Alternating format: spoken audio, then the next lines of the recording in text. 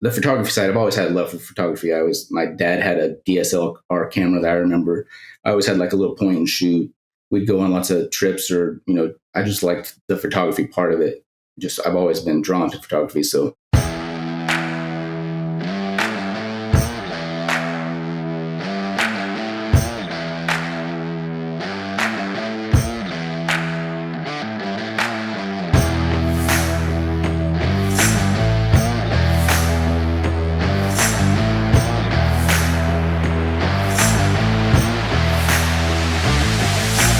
Bring them in on the rail, let it jog. Please, on the rail, let it jog.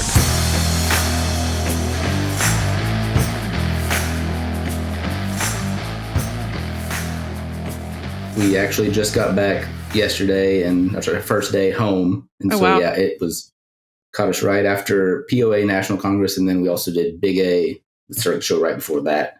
They overlapped this year, so it was kind of fun trying to do both at the same time. But 16 days on the road, something like that. How did you guys handle the overlap? Luckily, we had a crew that I had some friends we work with throughout the industry. I sent some of them to start the POAs, and I finished up at Big A circuit so we could shoot those last days when they get the circuit award winners.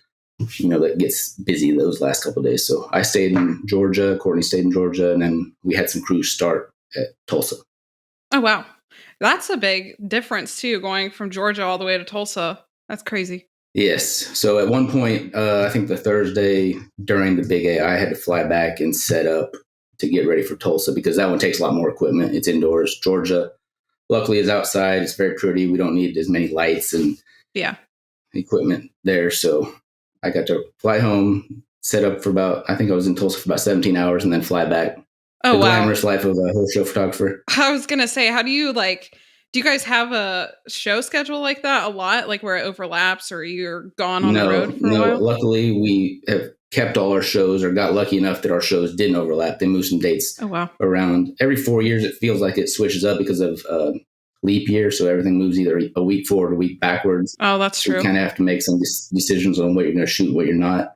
Or if I go work for other people, which I got to pick and choose. Oh, yeah. But yeah, so this year just happened to be crazy. That July is crazy for everyone. I think there's a lot of horse shows going on. Yeah, July is always it's like that midsummer and everyone's just like out and doing something. Yeah. Well, okay. I guess if you two want to introduce yourselves and kind of just go over what you do, and we'll start from there. All right. I'm Cody Parmenter, and this is my wife, Courtney Parmenter. Hi. I do photography and the graphic design, and kind of had this thing going a little while before I met Courtney, but Courtney's came in and basically helped me. She does a lot of office work and handling phone calls and people and stuff that I'm glad to offload a little bit. Yeah, basically all the customer relations. So if you ever call us or email us, I'm the one that's responding to you. Perfect.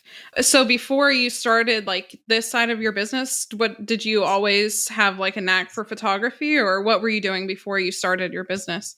So to start at the beginning, I worked for the guy who had the world shows, APHA, Quarter World. I started there in high school. I was friends with his son and daughter, and just happened to be a summer job. And so I started out actually getting ears and foot staying first show maybe. Cool. A long time ago, 1998, APHA World Show. But I got drawn to it because I liked the idea of, I got to see him work on ads and do Photoshop and stuff on a computer. I thought, you can make money doing this. It's kind of a cool gig. So I went to school and got my degree in graphic design, but that just was a summer job. And luckily my college was close to home, so I could go do work in the office and learn Photoshop and the ad design, the photography side of it back then. So I have worked in the industry for a long time before I ever started my own business. And I actually started probably more from the graphic design side because I just always liked design, but photography, also plays a role in that. Cool. What initially got you really interested in other than you said you started in the design side, and actually photography. So as a high school kid or whatever, what was the impetus there to want to get kind of involved in that business? I think one, it was a summer job that right now it's going to be 100 and something degrees out here. It was a better gig than going and bucking bales or doing some farm work or something around my small town, Oklahoma, that I would have probably done otherwise.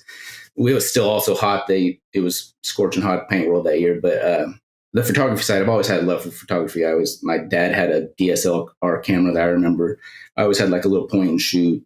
We'd go on lots of trips or, I just liked the photography part of it. I've always been drawn to photography. So maybe a camera nerd and just a gear nerd and I don't know, all of it on top of it, just that you can make money doing the graphic design, creating. I don't know, maybe being able to create something is where I drew and stuff as a kid. So I think that was probably a big part of why I decided if you can go make money doing that, being a poor art kid, go to get a graphic design degree and realize, maybe you can't make as much money. It's more of a passion than some of the other degrees you could have went and got. But it was more, I don't know, maybe lent more freedom to my possibilities of what I could do in the future. So I tried to turn it into a career and monetize it somehow. Perfect.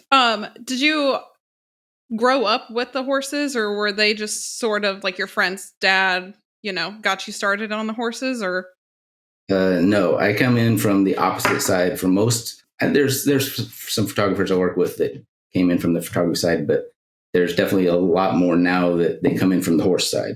I am not the horse person initially like that. Courtney is. You see the big horse on our photo, that is her horse. And so she grew up riding from the horse side. I came in from the design and photography side. So it just happened to be that horses, very beautiful subject to photograph. And I got to learn from the best of how to make them look good. So I think it just was a niche. And we do other things, but I think I'm not honestly didn't ride it much as a kid. Like I was, on some pasture horses and stuff, but not from the horse side like a lot of people are actually. Perfect. Courtney, do you still show then? Or I haven't in a really long time. I think the last show I did was the AQHA Region 8 show in 2017. I showed in college. I rode for the IHSA team and our ranch horse team.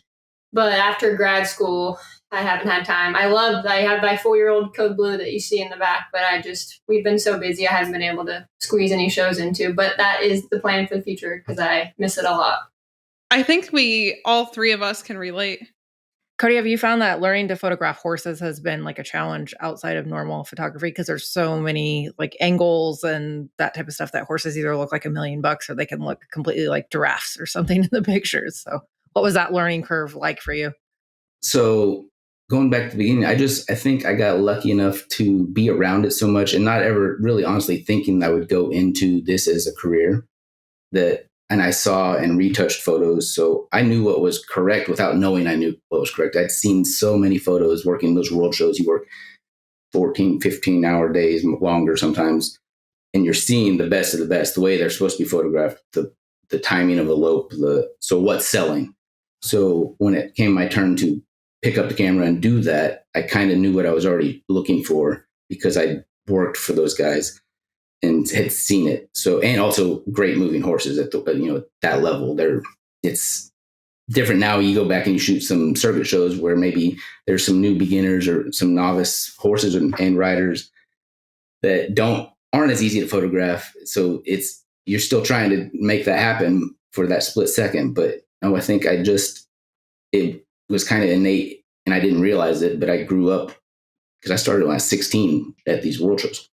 That I already had seen what was correct. So learning why it was correct, yes, that was a totally different thing. But I think actually learning it, I just kind of came naturally when I did start to shoot photos of horses on my own. So when did you officially go off on your own? Like, were you out of college? I think probably. So I started a Wavelength Design. It was my graphic design business. And I started that in college, early 2000s first. And I initially started doing shows of my own, maybe 2011, 2012, somewhere in there, under that banner, Wavelength Design. And then I think I switched over to my name maybe 2013, officially, maybe 2012, 2013. So going into like the horse show part of it, what has been your favorite so far that you've gotten to be a photographer at? The favorite show? I mean, I have a lot of memories at a lot of different places and shows that I guess it's probably not necessarily tied to the show itself. Just like, if you're in Fort Worth or you're in Tulsa or you're in Oklahoma City and especially I grew up, like I said, at some of these places. So there's restaurants you go to, there's reasons why you like that show. Maybe it's the hardest show you do all year. You see the most horses and you have the longest nights, but the crew may be a part of it that makes it fun. But I think just in general, our favorite show that we photograph of our own under our name is probably Pasifino's. Mm-hmm. It's just a fun show, and I've only done that the last 3 years maybe.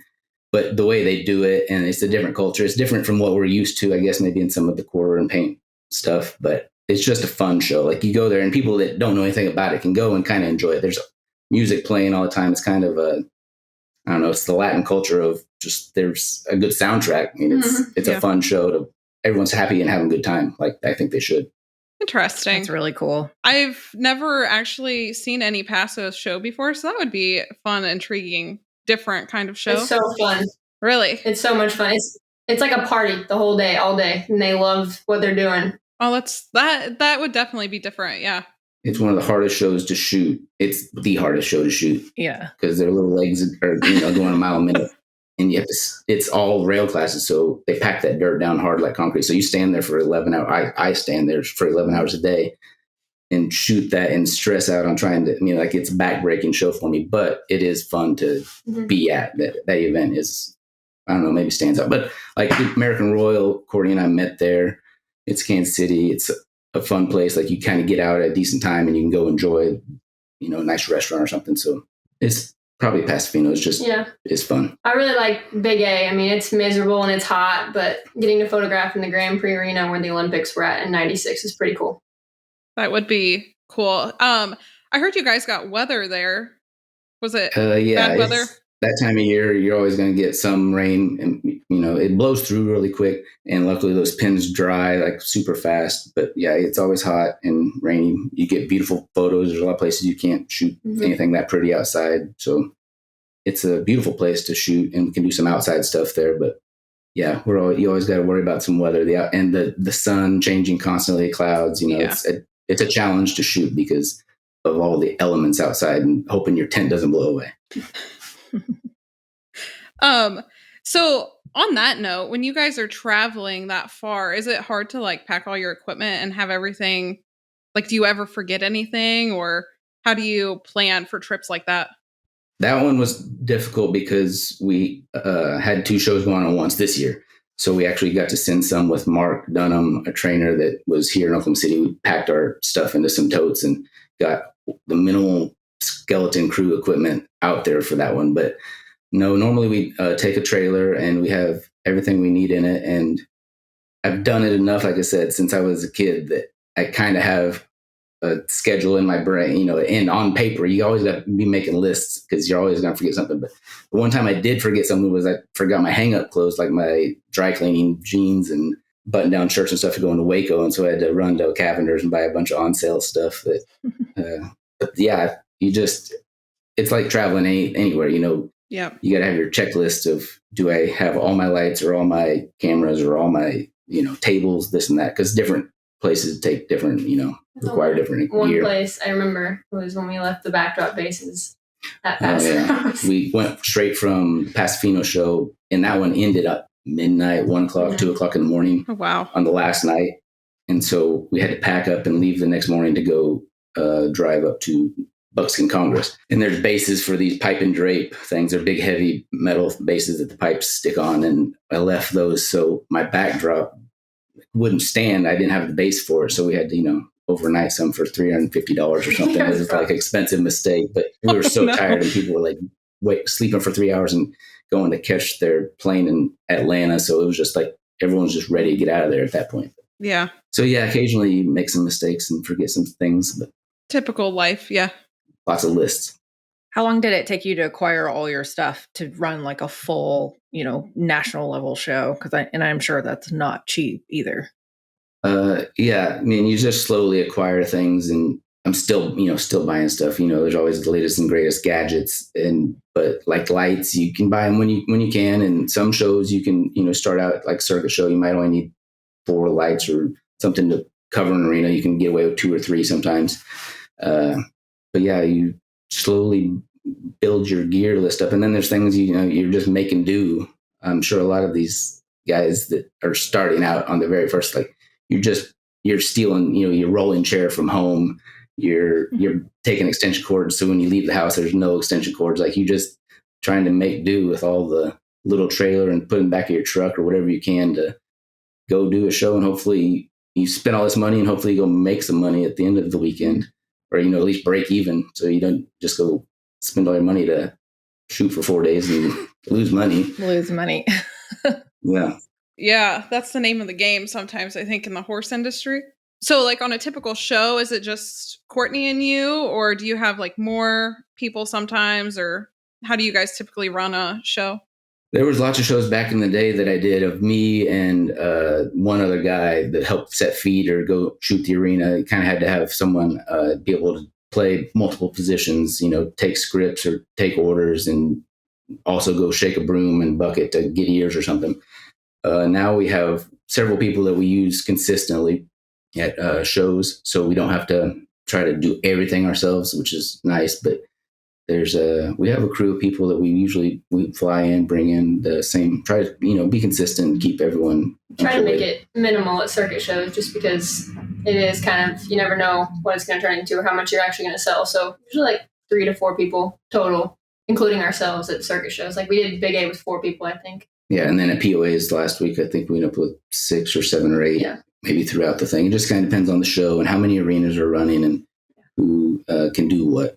So yeah, it just depends. Sometimes we have more than that. Sometimes we have less. Okay. I think that's a good leeway into, we wanted to talk about the NSBA World Show and you guys taking over as the lead photographer. How are you excited about that? How did that come about? And what's your game plan going into that? Because I know that's going to be just a ginormous show for everyone. Yes, we are very excited to take on that show. It came about, it just went up for bids after Larry retired. Everyone put in bids and we happened to win. And so, it's going to take a lot more staff. Obviously, we want to do it right. So we want to come in heavy at least and make sure we have all our bases covered. And as far as preparing for it, like I said, I cut my teeth and grew up working with at the top level for the World Show photographers. In all these years, I've got to see from beginning to end that you come in, this is what you need table-wise, extension cord-wise, Ethernet cord, you name all that stuff. And then people, you got to have bodies to cover these positions and things you don't think about.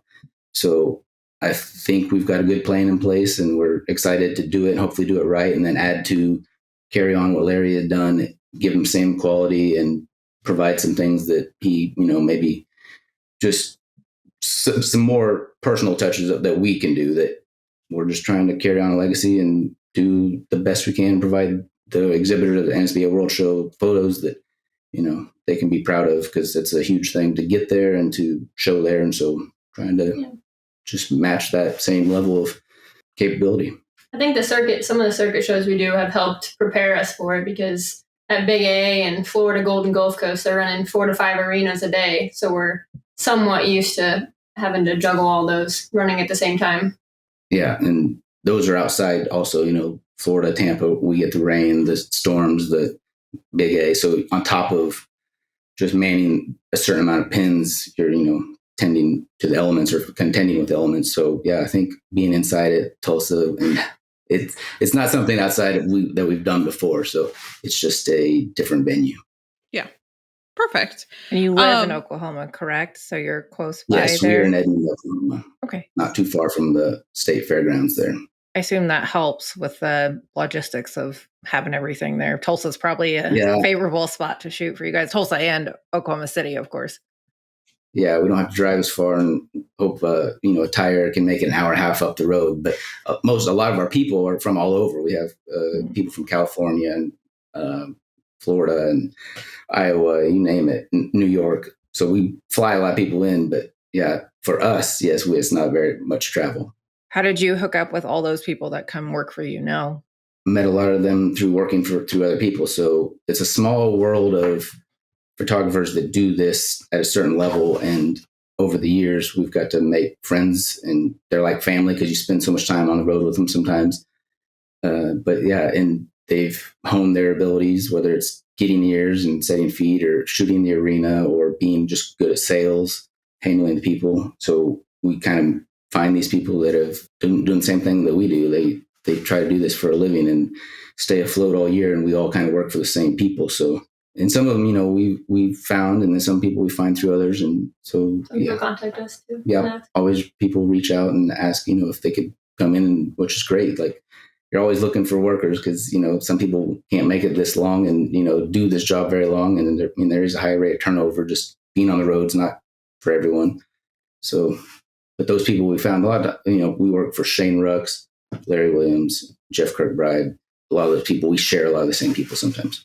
Interesting. So on your end, what do you like shooting the most? Like in the pen or the backdrops, or do you like doing private sessions, or what do you like shooting the best?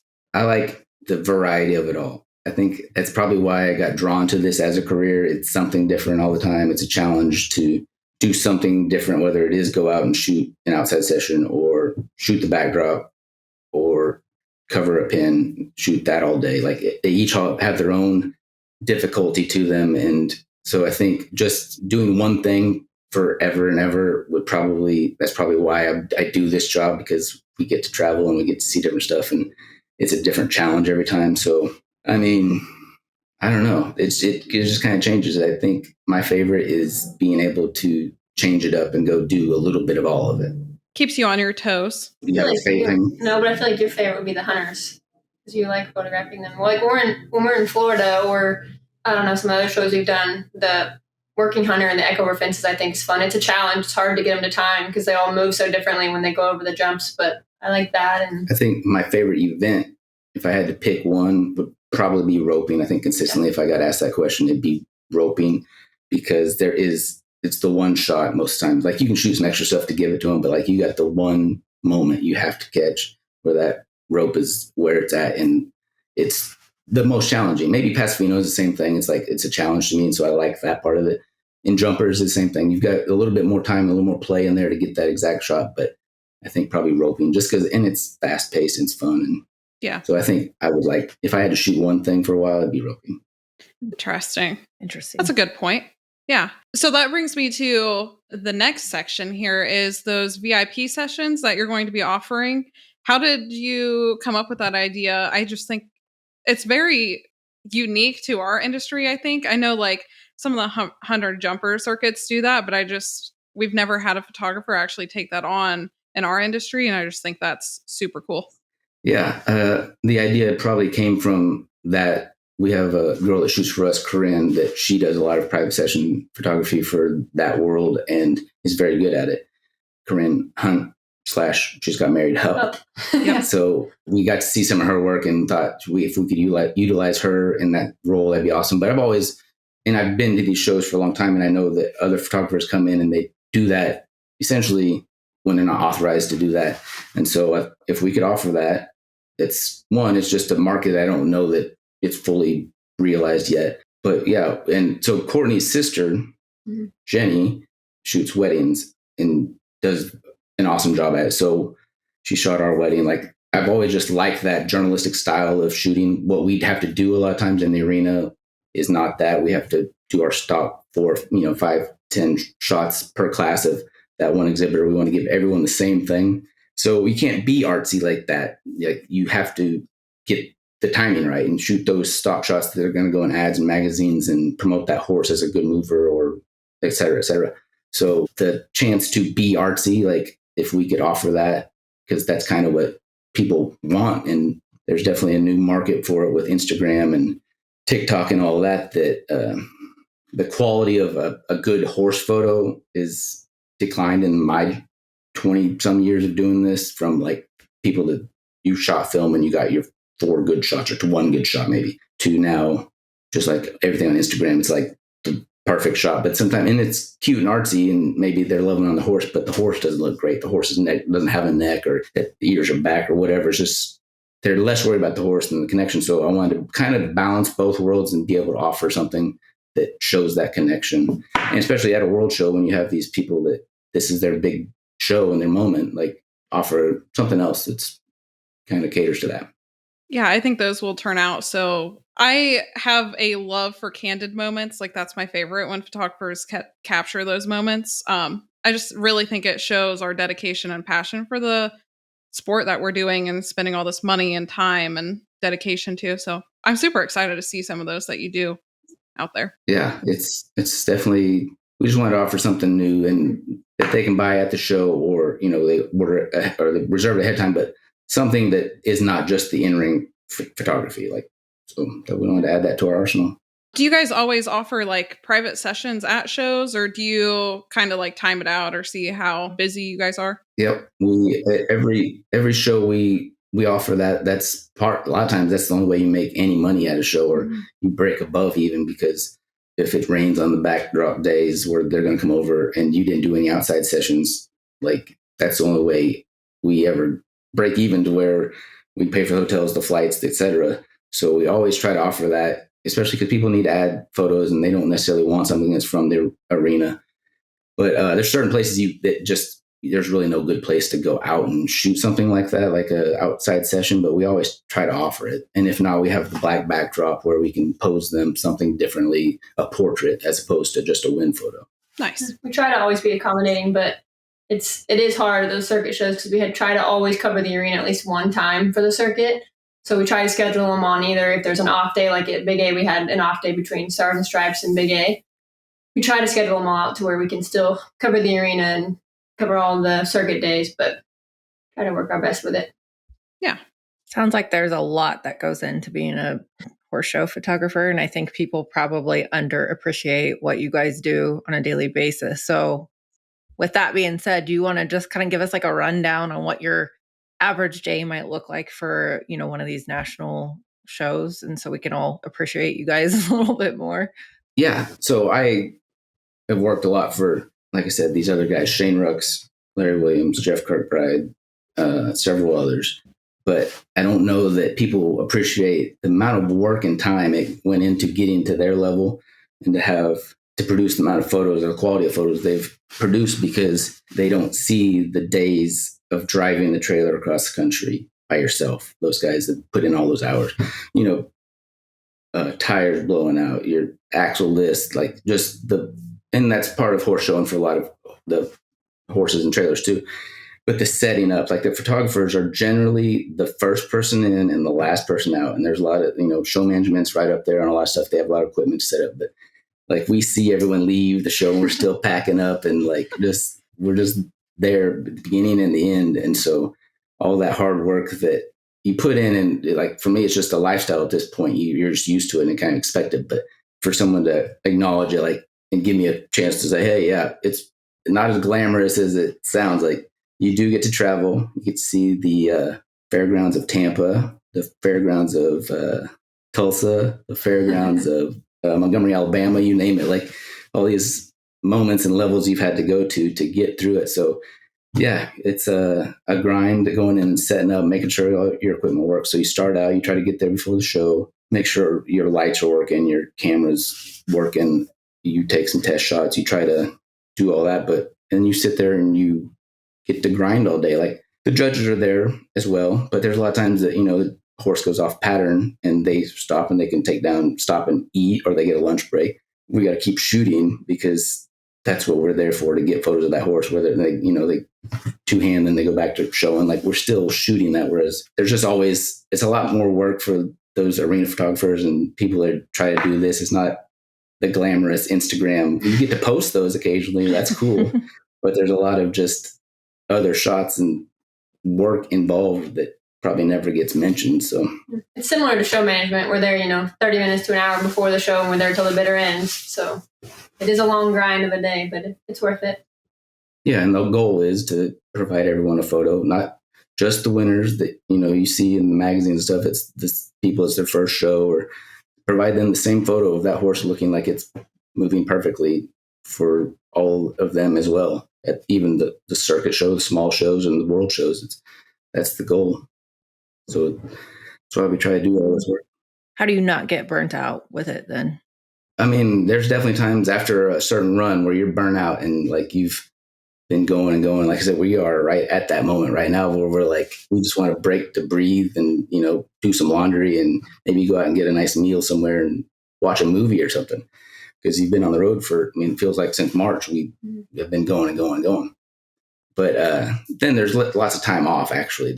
We have a lot of time at home. So that's why I think I chose to do it as a job, going back to your previous question, is that you have some flexibility. But after like the fall run where you've gone to Congress, where we do shows in September, Pasos, Buckskins, Congress, World Show, and then it gets to be Thanksgiving, like you can definitely be burnt out. So then at that point of the year, a tree stand and doing some deer hunt where you just don't have any cell phone coverage or you're out there. That's what I look for. But it's hard in the pen to not get burnt out too when you're shooting pleasure or trail for 10 hours a day. It can be tiresome. But for me, I like the challenge of still nailing the shot on every horse because they all move so differently. Or, I come from the horse side of it, so I love watching for the really good ones that I like. And I think that this one's a really nice horse, and it's fun to photograph the really good ones and all the others as well. But for me, the difficulty of trying to nail every single one is, I like the challenge.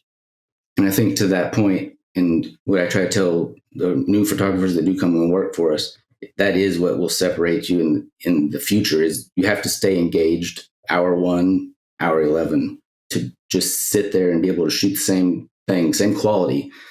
At the beginning of the day, at the end of the day, like that's what would make you great and successful in this. And I think the longevity of it, going back to Shane and Jeff and Larry, those guys have proven themselves that that's why they could do that. They've put in all those hours, and you have to stay engaged the whole time. You have to be good and not get complacent.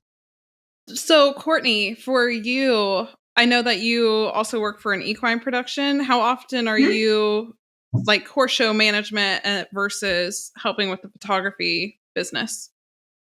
So this year I did a little bit less, but the last few years I've done a lot of shows for Kathy, and then I worked for Christian Jontig of Top Line Event Management as well, and then I've worked a couple shows for Jackie Kershka. I actually really like the show management side. It's taught me so much more and to be way more appreciative of everybody that works horse shows. If you ever want to learn the ins and outs and see the hard work behind the scenes, you should definitely go ring steward, work a back gate, or do something else, because you'll learn a newfound love for all those people that help you during the show. But no, I started working for Kathy probably 2016 as a ring steward, and then worked my way up to the show office and I worked multiple shows for her a year, and then I did Paint World for her 2 years ago. And, I really like that side of it. And I hope to continue to do that and fit in whenever there's a little bit of spare moments. Like he said, in the spring, we're pretty slow. So I like to work a lot of shows in that time. Yeah, show management is definitely something I think everyone should just do like one time. Like just go be a ring steward or the gate person or just one aspect of the horse show, because it gets pretty intense. And it definitely, your show staff is what determines the flow of the show and how well it's going to go. So definitely important to. Absolutely. It humbles you pretty well as an exhibitor to see the background of it all. Yeah, for sure. I relate to that. I've worked horse shows for 10 years now. It's a lot of fun, a little stressful, but it's just part of it. It's just, it's a grind. That's for sure. It is definitely a grind. Jenna had a question that she brought up to me yesterday. When you guys are doing like private sessions, what would be great tips for your clients to like bring to their sessions? Like attitude, the clothing, like what horse prep needs to be done? Like what would just make an all around successful session? That's a good question. We try to let everyone know, first and foremost, to exercise your horse before we show up, or if it's been in the pen or been in a stall for 2 weeks or something, like before you go photograph it, just like before you go in the show pen, like you want it to be ready and maybe listening, or, not, you would just want some cooperation. There's some that don't obviously need that, but like that's probably first and foremost. But like anything with photography, same kind of, if you have a game plan, wear some solid colors, clothes that don't, like patterns that don't necessarily photograph so well. Make sure you look the way you want to look. Have your hair and makeup done if that's what you're thinking, if we're doing like portrait type stuff. Or if it's for ads, like we just need a game plan of, are we doing photos to make the horse look great, or are we also doing photos to show that connection? Sometimes it's just for, it's a sale horse, or sometimes it's for an ad, they need a great lope shot or a trot shot or something. And then sometimes it's a little bit of both, but then sometimes it's purely just about this girl is in her dress and she wants, that senior photo type look. So, and then if we're there, we ask like, do you have any sort of poses that you have on your wish list, your bucket list of like, I've seen this, I want to try to recreate it, or I want to do something similar. or if you've seen something we've done in the past, like anything you want, it's your session. So we want to try to accomplish everything. And then if not, we'll play jazz and we can come up with some ideas on the fly and just see what works. And if the horse is cooperating, then we have plenty of time to keep shooting. So, but I think, So the big thing is just to be comfortable. So we always make sure whatever you're planning on wearing, you've tried on and it fits and it's going to look nice, against your horse. But sometimes people will send us photos of clothing options and we'll give them, our opinion on it. But the biggest thing is just the lunging your horse is huge. Like that's the number one thing. And then if you need earplugs, bring them. If not, like sometimes we take them out during the session. It just depends on how the horse reacts. And a lot of it's just trial by error. So as we go along, we can kind of, do what needs to be done to get it exactly what they want it to be. There's certain things that work and don't work, like maybe a halter as opposed to a bit. Sometimes when you're not on the horse and you're trying to pose it so they're not chewing on that. Like there's just certain things we try to remind them of before they come in. Do you have any pet peeves as far as your if you show up to a farm or whatever to do pictures without mentioning any specifics necessarily with people or whatever? Do you see any repetitive type things that you're just this grinds my gears? And if people could know ahead of time to maybe not do that, that would serve us all better. I'd say the exercising would be the main one, but yeah, I think that's kind of it. Just have your horse ready. Not that we worry about wasting our time sitting there, unless we have something, where it's like a day where we can be here for an hour or 2 hours and then we go to something else. And then they push, it's making us late for the next one, which just holds everyone up. But no, other than, I think it's just have your horse ready. And then, or if it's going to be hard to work with, maybe a heads up, because there's definitely some horses that there's a reason they're calling us to get photos of, because they've never gotten good photos with anybody, because it's just hard to work with. It's, not going to cooperate. So, and we like that challenge too, but maybe heads up is always just good. So you know what you're walking into, but no, other than that. I'd say just being open is huge and letting us know kind of exactly what you're looking for. And if you're open to different ideas, we can be creative and kind of throw our own ideas at it. But just being upfront with what you're wanting, I think, is huge. Yeah, and there's definitely people that obviously don't know what they want. They just want a good photo. And so that's where we try to excel and give them options, hopefully. But then you do hit a creative rut sometimes and you can't think of another pose, or you're trying to, figure something out on the fly, and all while, managing exposures and lighting, et cetera, et cetera. Is there any tips you can give for mouthy geldings? Because that is just the worst. Going back to the bridle thing, it's a lot harder. People I don't think realize when they're going to start taking photos, they want to touch their face or touch the bridle. When that bit is in their mouth, they're going to automatically want to chomp, and just either if they have a roller in or whatever it is. So you just kind of have to adapt and do different poses that won't make it as busy with its mouth, and try to keep it distracted enough to where it's focused on you and not wanting to be mouthy. But there are definitely some biters out there. I think another part of that is that getting that horse's attention it's half the battle. Like having someone that's good at the equine expression part of it is half the battle sometimes. Like if you got a guy up there, or Courtney, someone helping that can keep that horse's attention and get that head where you need it to go. Because a lot of people just think it's all about getting the ears. They want to just shake something or stand in the back and wave. Like it's more than the ears. It's getting the head where we want the head to be, the head set. So it makes a nice photo of that horse, shows off the neck, the throat latch, that conformation, whatever we're looking for. Being able to get that horse's attention and use the tools and tricks that we've figured out over all of the years I've either done it myself or watched other people do it. Learning from them, it's a big part of it. So if you can keep their attention and maybe just having someone that's good up there on the carpet, I guess, or helping set feet and get ears is a big part of it too.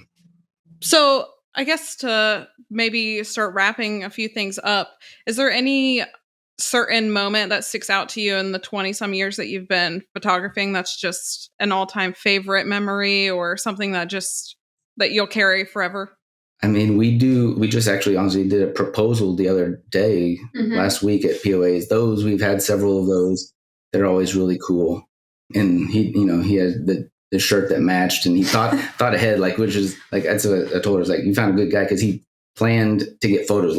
That's kind of a big deal so thought that it was smart of him to, one, plan it and tell me ahead of time, not just, sometimes it just happens. And so you're starting to shoot and hopefully your lights and your focus is all right. But like the fact that he gave me a heads up was like, okay, good. This guy's got his stuff together. And then he wore the same kind of a matching outfit and everything. He did a really good job. And we had a dog in there and she wanted to like take the bridle off. And so she totally forgot about the pony after. And so it's like, we just didn't want to leave.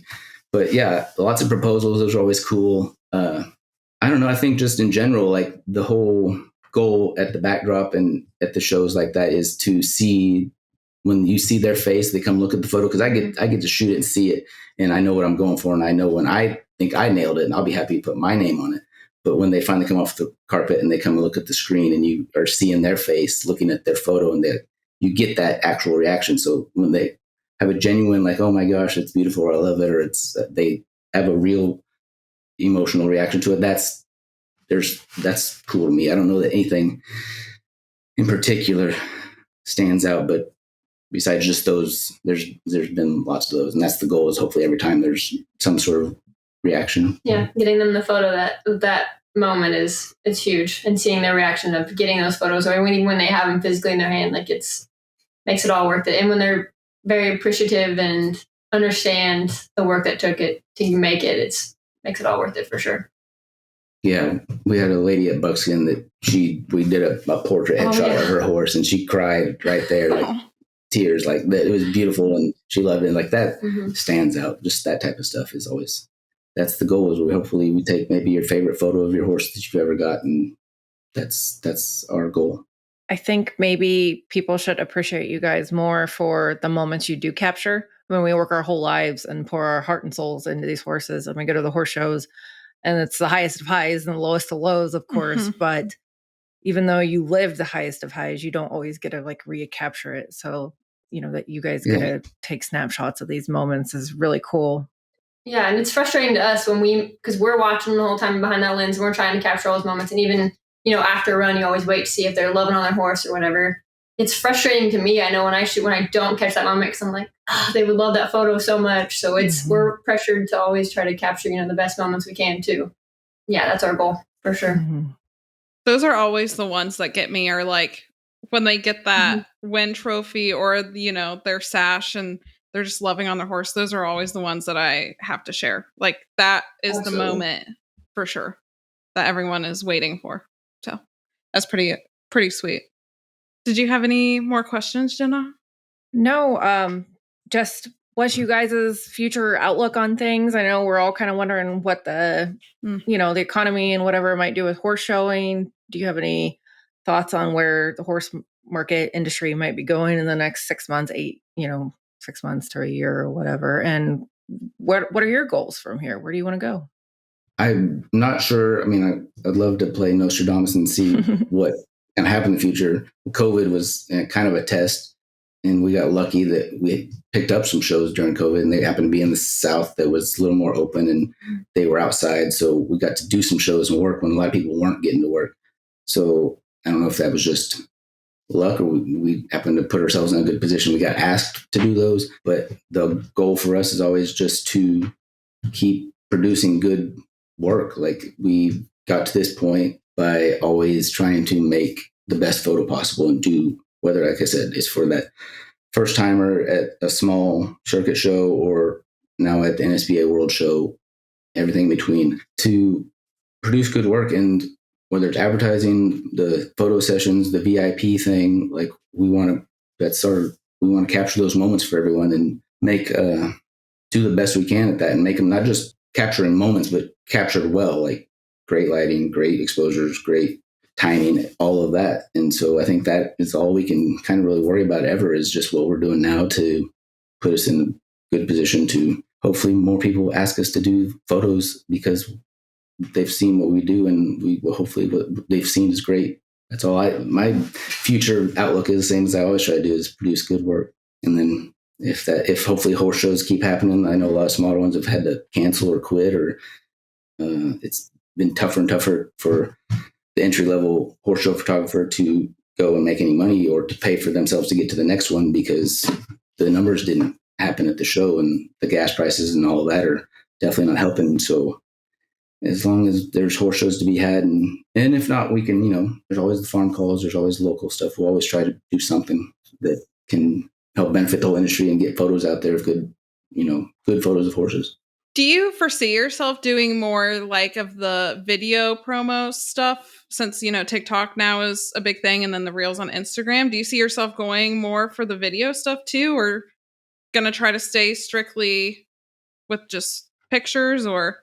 I've always offered video. I've always done video. I've done promo videos from way back. Not a lot because it takes a little more time and a little more involved. And if you're going to do it right, it's not like a hour-long farm shoot of a horse. You'd like to go there, spend the whole weekend, probably cost a little bit more for the client, and shoot all the B-roll, have the right equipment, do it all correctly, and then edit a video that's like a stallion video or whatever. But I've always offered that, maybe more under the wavelength design advertising side of my business. But so now that it's a popular thing in reels and that exists on Instagram and TikTok now, we're just kind of playing into that. We've always liked to do that.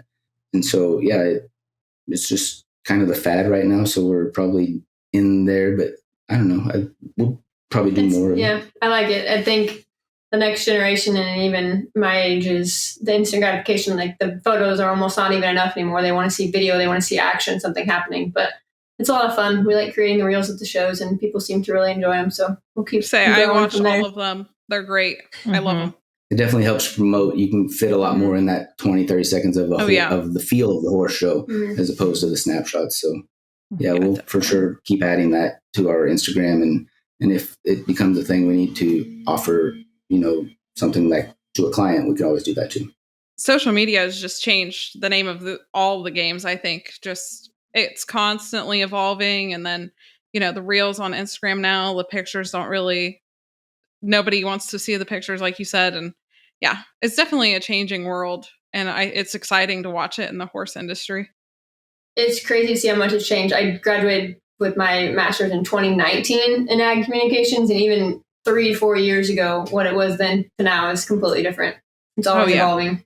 Oh, for sure. And there's been trends in my 23 years or 4 years of doing this that have come and gone. But I think the need for a backdrop photo, where that horse is posed correctly and it shows off that horse correctly, as opposed to some of the other things, I think that need will still be there. Mm-hmm. And so that's kind of our focus at the same time, is to make the horse look the best. And then we can add the people and the connection and all that. But by being an equine photographer, I think my goal is to make that horse look as good as possible first.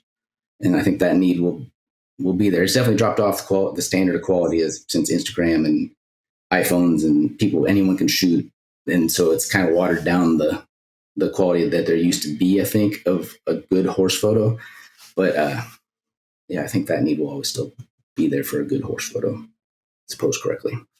I think I am wrapped up on questions. Is there anything that you would like to, how can people find you? Is it best to reach you through Facebook or your website? How would you like people to reach out? Email is always great if they have a question for photos, but our website has all those links. Cody, Parmenter.com, not a great name to try to spell, but hopefully it pops up when you start searching it. But yeah, Instagram, we're available on all social media. But I think if you have a question of something regarding photos, email, just so we have a record of it, because we get inundated, especially after these shows, on messaging from different platforms. If we can have it in email, that's probably best. Just so we have a record to go back to, so we don't forget you or miss you, or we can always look back on. I believe we'll have all of your contact information in the show notes probably too, or at least your website and that type of stuff. So cool. Yeah, check us out on all those different platforms and some small examples of what we shoot. It's hard to keep stuff posted. Like, we're not the content creators and have the time to do that. We're trying to do the shows and, the sessions and everything in between, and try to live a life as well. So, But you guys do a great job on your social media content. Actually, I love seeing them when they come across Instagram and stuff. So yeah, so check us out on all those platforms. Yeah, that's the perk of running your own business. You're all of it all the time. Mm-hmm. Oh yeah. Well, perfect. It was super great talking to you both, meeting you both. I hope to run into you guys at some point. I'm hoping to go back down to Florida this year to see the Gulf Coast. That's my favorite show to go to. It's just the sand, the place. It's my favorite. Yeah, so it's a great time of year to be there too, when it's icy and cold everywhere else. Yes, Go to Ohio Tampa is and the show your worst. Yes. So yeah, great meeting you guys. Yeah. No, this is fun. This is definitely better than answering emails and working up photos and everything else we do on Saturday and Sundays. Well, perfect. You guys have a great rest of the day, and we'll talk soon. All right. Thank you. Amazing. Thank you, guys.